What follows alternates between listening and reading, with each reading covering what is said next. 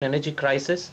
It's not just prices, it's the demand for energy and the amount and the sufficiency of energy stocks and supplies to satisfy world consumption today, which is not adequate.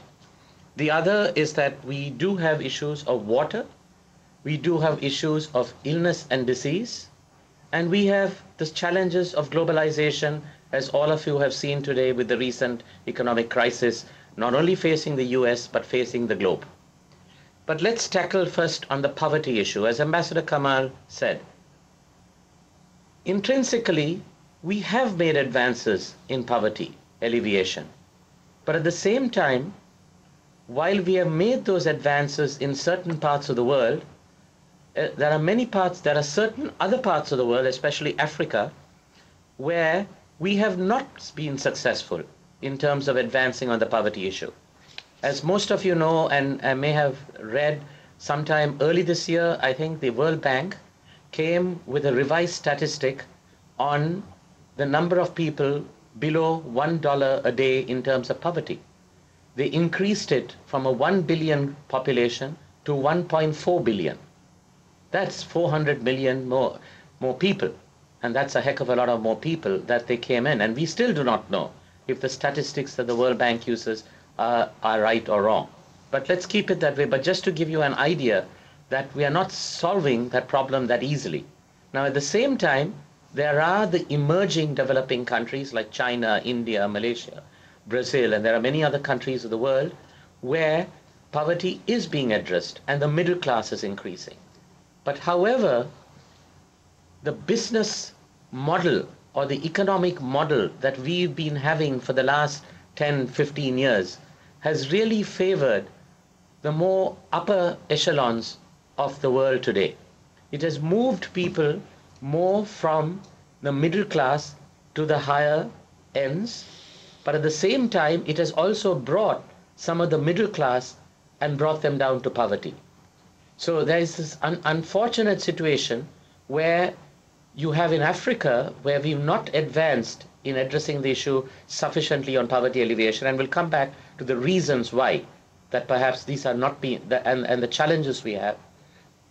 And at the same time, you have in the advanced world and in the developing and in the emerging countries of the world, where you had a middle class increasing, but at the same time, a middle class also moving to the top, but in some parts of the world, a middle class going to this bottom billion, which is the poorer group of people.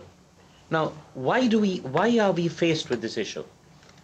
Fundamentally, as I want to take the three issues that Ambassador Kamal raised in terms of, and to really focus initially on the issue of poverty alleviation. He addressed three issues of how we've been trying to tackle poverty alleviation. One is ODA, one is the foreign direct investment, that is, helping and bringing about private sector environment, private sector capital flows. And the third is on international trade. Let's look at ODA. As most of you are aware of the Millennium Development Goals, when the United Nations got together and world governments agreed in the Millennium Summit, they agreed on a certain number of goals that they together would address and help the world resolve some of the key areas in terms of poverty, environment, and many other areas like the water issues, food issues, and human rights issues, and a number of other issues that were covered under the Millennium Summit. In that context, there was a Millennium Development Goal 8, where there was a commitment by the advanced nations of the world, especially the more wealthier nations of the world, which mostly were in the West, including Japan, etc., who would increase their ODA as a commitment, and that was 0.07% of their GDP, so that they would contribute a higher percentage of their GDP towards multilateral assistance and bilateral assistance, which is ODA. However, when you look at the statistics today in terms of how many of these countries have met their ODA targets, with the exception of the Nordic countries, which are Denmark, Sweden, etc., who have come close to meeting their ODA targets, every other country in the Western world has been far, far behind. I hate to say that the US, while a very generous contributor through various means, whether it's through the Millennium Challenge account, whether it's through direct bilateral assistance through USAID, or its contributions to the UN system, or through their contributions to Oxfam, CARE, etc., that is through the NGO, the civil society system, the US has been far behind in terms of meeting its ODA targets. I think you should tell them clearly that it's not that the US is far behind. The US is the last. It is at 0.14% compared to a target of 0.7, which means it has given only 1/5 of what it had promised to give as the 0.7% target. So please don't try to be too polite to the United States. The United States is at the bottom of the list of 28 OECD countries. And I think people should know that. Back to you. You see that Ambassador Kamal has given you the nuts and bolts of the US issue. So I don't need to hammer that in. I think that's a very important issue.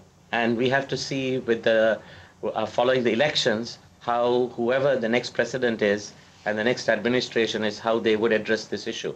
Both prospective candidates appear to be committed to multilateral, bilateral assistance and are very interested in that area.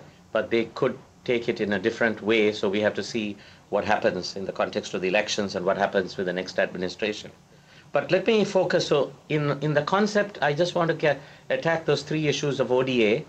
In ODA, so if I were to say on the first part of it, we are far away in terms of the advanced nations of the world and those who have been able, who committed themselves to meet those goals, did not meet those goals. But at the same time, I also need to make a comment. While we can penalize and address the issue of the advanced nations and the developed nations, the emerging countries of the world have also not paid their dues and have not also contributed to what we call South-South cooperation and South-South development. Because within the Southern Hemisphere and within the developing world, you have more and more affluent nations. For example, the oil countries of the world, they are beginning to get into the area of helping their poorer brethren, as you may want to call it. But they have much more money today. If you take the oil countries of the world today, they have the sovereign funds, which today are even bailing out some of the Western economies of the world in terms of the banking crisis and the financial crisis today. So in a sense, we have to work with them and also get them as part of this whole deal in helping. There's an accountability and there's a responsibility coming from the developed countries of the world, and there's a responsibility that we have to get out of the southern countries who are more affluent and who are becoming more affluent day by day in their own context. The other is the issue of private sector and FDI, foreign direct investments. Everybody has been using this concept of foreign direct investment and thinking that this would solve and help countries of the world in terms of addressing their own economic issues and also in poverty alleviation. But fundamentally, if foreign direct investment will only flow into countries where private sector sees where they can make gains in it, because bottom line, private sector is profit motive. If conditions in a country, especially in developing countries, are not conducive for private sector investments, private sector investments don't flow. In the developing world, the largest private sector flows have been to China, have been to India, and to a certain extent, some of it has been to South Africa. In Africa, there's been very few countries have really benefited by private sector capital flows. Bottom line, because they do not have the fundamentals. And that is what we as a UN system, along with the World Bank and other partners, and including the advanced nations of the world, need to help these countries to develop their basic infrastructure and capacities, whereby they can attract, therefore, FDI and private sector, private foreign direct investment. Because right now, the environment is not conducive to it. Okay? The next is trade. And all of you are aware, trade, and all of you know in your basic economics, in the law of comparative advantage, the fundamentals was that where it was felt where something could be manufactured or where